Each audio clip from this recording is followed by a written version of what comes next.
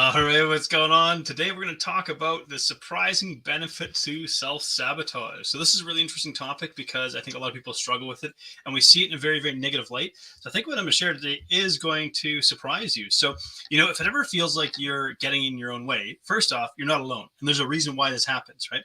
So self-sabotage doesn't make you a bad person. It just makes you human. So really what I want you to take away from this episode today is not just understanding how to get around self-sabotage, but understand how you can turn it into something that is an advantage for you. And I know that sounds crazy, but I'm gonna share with you exactly how we can do that today. So that's the point of it. Now, if I do share something that's helpful for you, and you'd like to say, hey, I don't know how to, it's good information, but I don't know how to apply this to my personal circumstances. Cool. You can just hop on a quick chat with me, freedomnutrition.rocks/let's chat. You're always welcome to book in a quick 15-minute power chat with me. We'll get you sorted. I got an ebook called Crush Your Cravings. You can grab a copy of that at freedomnutrition.rocks/book. So freedomnutrition.rocks/book. And I have 3 free 7-day challenges. Say that 5 times fast. 3 free 7-day challenges in emotional eating, fat loss fundamentals, and build your roadmap. So really teaching you how you can take everything that I learned and put it into practice and set yourself up for health in the long term. All right, cool. So what does self-sabotage look like for you? That's kind of the first, thing to think about here. So how does it show up for you? And I think a simple way to think about self-sabotage is this. When we say we want something, and then we go about making sure that it doesn't happen, right? So, for example, for many years, I tried to use exercise to compensate for my eating habits. I'd exercise regularly, but then at the end of it, I'd say, well, I've exercised today, so I deserve this bowl of ice cream after dinner. Or I ate healthy at breakfast and lunch, so now I'm having mac and cheese for dinner. This kind of stuff. Or I'm stressed and tired. I had a hard day. I need to treat myself. Or I've been eating healthy all week, so I can eat what I want on the weekend. You get the picture, right? So the thought is here, like, do you ever find yourself justifying, unhelpful and unhealthy behaviors? And if you do, don't feel guilty about it. I'll explain why.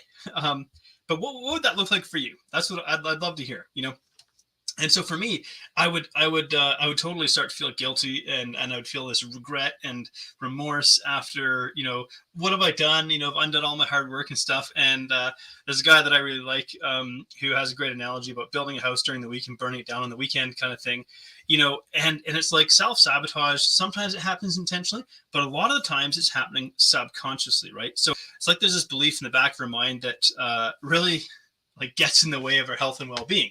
So I would be like, I would treat it like I was surprised that it was happening.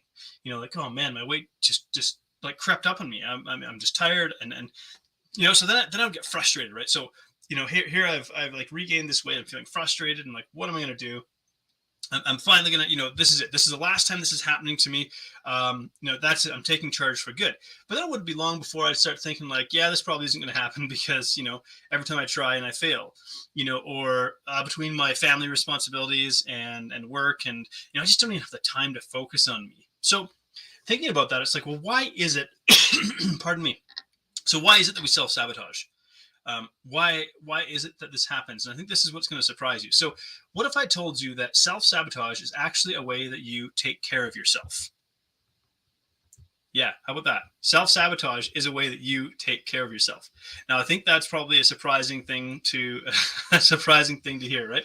And look, let's be real. Maybe it's not the best way that you can take care of yourself, but it's certainly one way that you can. Now, let's take a deeper look at that.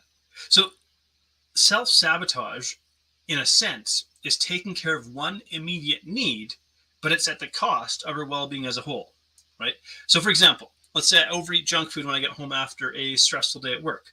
Well, what is the immediate need from that situation? Well, it's emotional comfort. Okay, stressful day at work, need some emotional comfort. So the self-sabotaging behavior would be, let's say, eating food that's unhealthy, like some junk food, but it makes me feel better in the moment when I eat that food. So I feel better emotionally, but physically I'm paying the price for eating the unhealthy food. So what's interesting here is the highest need is always, it's what always takes priority for fulfillment, right? So if your highest need is like unconscious or neglected, the unconscious brain is going to fill it, right? So here's another example. Let's say you sleep through your alarm. So the conscious need is, I need to get to work on time.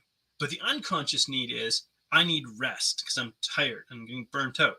So when we start to look at self-sabotage through this lens, first off, it's more common than we realize. Like everyone does it to some degree. There is, in fact, so here's what I think is I think really, really powerful. And that is that there are positive aspects of self-sabotage, as crazy as that sounds. So here's what is positive about self-sabotage. It always points to something that we truly need more than what we think we need. Let me say that again. So self-sabotage points to something we truly need more than what we think we need. That's what's really interesting about it. So self-sabotage can serve as this powerful guiding system towards better emotional health. Now, it doesn't sound crazy to think about it like this, right? But what it is, I'll say that one more time. It points to something we truly need more than what we think we need, right? So really what it's doing is it's inviting us to be more self-aware and more, we say, like self-inquiring about what it is that we truly need. And so this is where it gets really interesting, is when we start to reframe self-sabotage. Instead of looking at it like I'm weak, I'm a failure, I've got no willpower, I've got no discipline, like what is wrong with me? And we go, well, hang on a sec. This is meeting a need. And in fact, really that is shining a light on something that I need in my life. So, something to reflect on is, okay, so you go, what's the behavior that you have going on in your life that you recognize as self-sabotage? What comes up for you, when you reflect on that? And I'll share an example. It's, let's say, after a hard day of work, I want, let's just say I want chocolate and maybe a glass of Coke, on ice to unwind, or a bottle, and it's like, okay, well, what's the need that meets right there? Well, after a hard day of work, I'm wanting, let's say, a cold beverage, a cold carbonated beverage and some chocolate to unwind. So the need that's meeting is comfort after a stressful day. So the first step, when you figure out, like, hey, I do this thing that undermines the results I'm trying to get, okay, but what's that behavior doing for you, right? So for me, it's comfort after a stressful day. The behavior that's self-sabotaging is eating food and drink in a way that's like unhealthy for me, but it makes me feel better in the moment, right? It solves the problem. It meets that immediate need of comfort after a stressful day. Now, of course, the result of that is if I indulge and overconsume, then I'm going to feel terrible the day after, right? And the price is that my health gets compromised. And so what we want to do is, instead of creating judgment around ourselves for the behavior that's happening, we say this behavior makes sense, even if it doesn't make sense as a long term, like it doesn't help me in the long term. And so it's like, can we make an adjustment to this pattern of behavior, right? And so let's say, for example, okay, so I see that this behavior is actually meeting a need. It's pointing to something that I need in my life. Okay, so what could I do differently? How could I adjust this where it still feels like I'm meeting that need, but not doing it in such a destructive way? And so it's like, well, I could buy, say, some sparkling water and throw a wedge of lemon in there, as opposed to just drinking a glass of soda or a bottle of pop kind of thing. I could maybe make the switch to dark chocolate instead of milk chocolate, because dark chocolate I'm less likely to overconsume.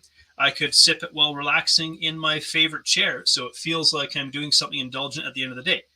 And so, in a sense, what I'm doing is I'm rewarding myself. I'm meeting that need for rest and sort of decompression after a long day, in a way that doesn't impact my long-term health negatively. So if we were to break this down into a process, what would this look like? First thing is to figure out, well, what is the self-sabotaging behavior, right? What's going on here? And once you identify it, like, the important thing is, don't start to create negative judgment about yourself, because all it does is make you want to hide the behavior. Then the next thing would be to figure out, okay, well, what's the need that this is filling?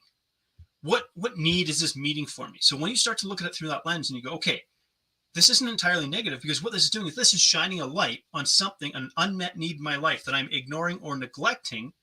And my subconscious or unconscious mind is basically forcing me to meet that need and driving me to carry out this behavior. So once you figure out what that need is, then you can start to think about it a little bit differently. Now, when you think about the behavior, the self-sabotaging behavior that's not helpful, maybe it's like eating junk food late at night or something like that. You do want to think about this honestly. Like, what I'm not trying to clarify, I'm not trying to say that if you have a destructive self-sabotaging behavior that's hurting your health, that you should continue to carry out that pattern of behavior. You should try to change it. However, and so you want to be able to reflect honestly and compassionately on it without judgment, but figure out, look, this isn't a good pattern of behavior that I want to continue. But ultimately, so adopt like this flexible mindset. Okay, I need to adjust this behavior to meet this need in a healthier way.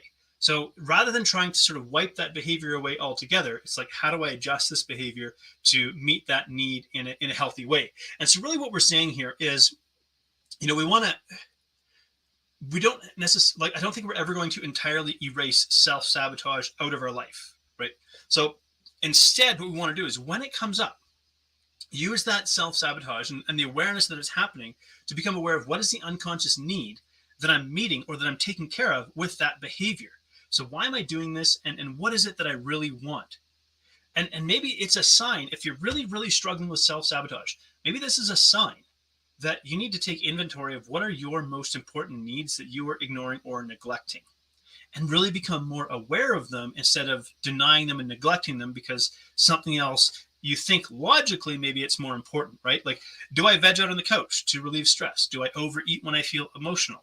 And really, so you go, okay, if this is what I'm doing and this is the need it's meeting, how could I meet that same need in a conscious and really a proactive way? So what adjustments could I make to that behavior? So instead of trying to white knuckle my way through it and get rid of it or ignore it or not do it, how could I adjust that behavior in such a way that I can still meet that need and it's positive for my health, right?